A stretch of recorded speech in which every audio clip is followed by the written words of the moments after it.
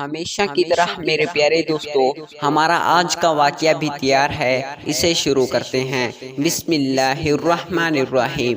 مور جتنا اب خوبصورت ہے، اس سے کئی زیادہ جنت میں خوبصورت تھا۔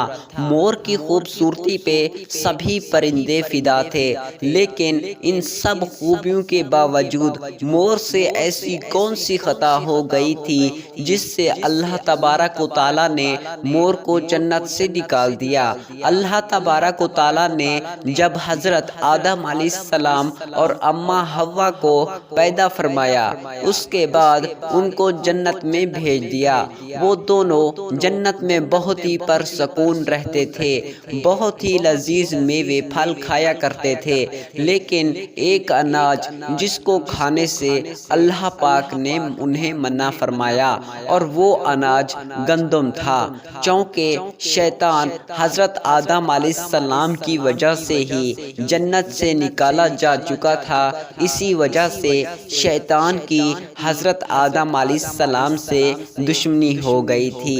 شیطان یہ چاہتا تھا کہ وہ کسی بھی طرح حضرت آدم علیہ السلام کو جنت سے نکال دے، اور ساتھ میں اماں حوا کو بھی جنت سے نکال دے۔ جب شیطان کو یہ خبر ہوئی کہ حضرت آدم علیہ السلام کو تمام میوے کھانے کی اجازت ہے، لیکن گندم کھانے کی اجازت نہیں ہے، تو شیطان انتقام کی آگ دل میں لیے جنت کے دروازے کے پاس بیٹھ گیا، اور 300 سال تک وہاں پر بیٹھا رہا کہ کوئی جنت کے دروازے سے باہر آئے اور شیطان اس سے بات کر سکے۔ ایک دن اچانک سے مور جنت سے باہر آ گیا۔ شیطان اس کو دیکھتے ہی بہت خوش ہو گیا۔ شیطان نے پوچھا، اے خوبصورت پرندے، تم کون ہو؟ مور بولا، میں مور ہوں، اب تم اپنا تعارف کراؤ۔ شیطان نے جواب دیا کہ میں عالم کروبیہ کا ایک فرشتہ ہوں، میں اللہ پاک کی عبادت سے ایک پل بھی غافل نہیں ہوں۔ میں چاہتا ہوں کہ میں جنت میں جاؤں، وہاں کی نعمتوں کا اپنی آنکھوں سے مشاہدہ کروں۔ شیطان مور سے کہنے لگا کہ تم مجھے جنت کے اندر لے جاؤ، میں تمہیں 3 ایسی باتیں بتاؤں گا جس سے تم ابدی زندگی حاصل ہو جائے گی، تمہیں بڑھاپا اور بیماری نہیں آئے گی، تم ہمیشہ جنت میں ہی رہو گے۔ شیطان کی یہ باتیں سن کر لالچ میں آ کر مور نے کہا کہ مجھ میں تو اتنی طاقت نہیں ہے کہ میں تمہیں جنت کے اندر لے جاؤں، لیکن ایک سانپ میرا دوست ہے، وہ شاید تمہاری مدد کر سکے۔ یہ کہہ کر مور سانپ کے پاس آیا، اس کو ساری بات بتائی۔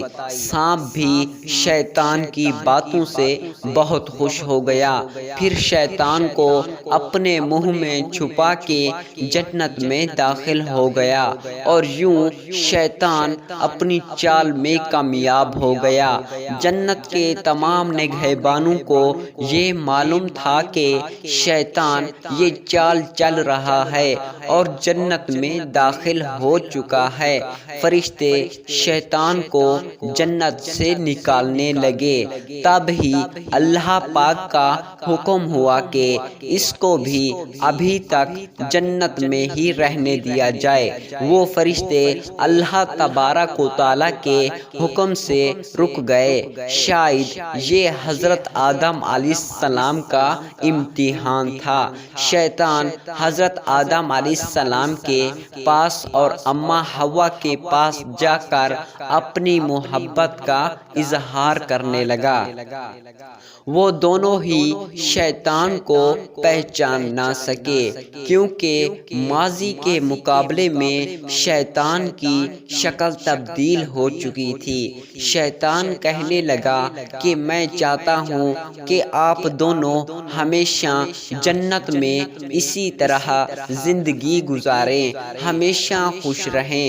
حضرت آدم علیہ السلام اس کی بات بہت غور سے سننے لگا۔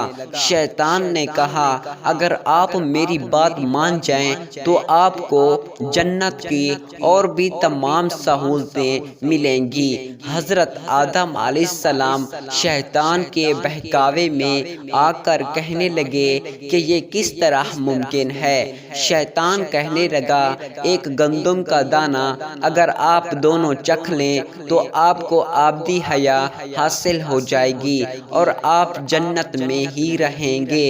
یہ بات سن کر حضرت آدم علیہ السلام کے دل میں رجحان پیدا ہوا، لیکن ان کے دل میں اللہ تعالی کی نافرمانی کا خوف غالب آ گیا، جبکہ اماں حوا شیطان کی باتوں میں آ گئیں، جس پر اماں حوا نے حضرت آدم علیہ السلام کو راضی کر لیا۔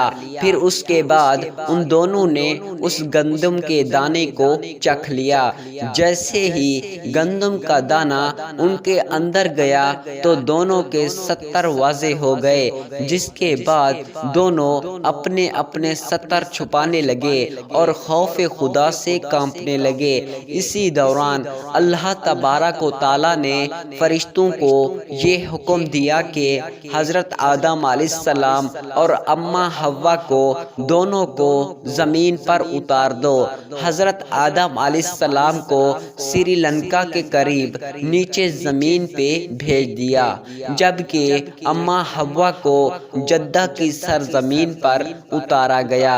جن خوبصورت پیروں سے چل کر مور شیطان کو جنت کے اندر لے کر آیا تھا، وہی خوبصورت پاؤں اللہ پاک نے مور سے لے لیے۔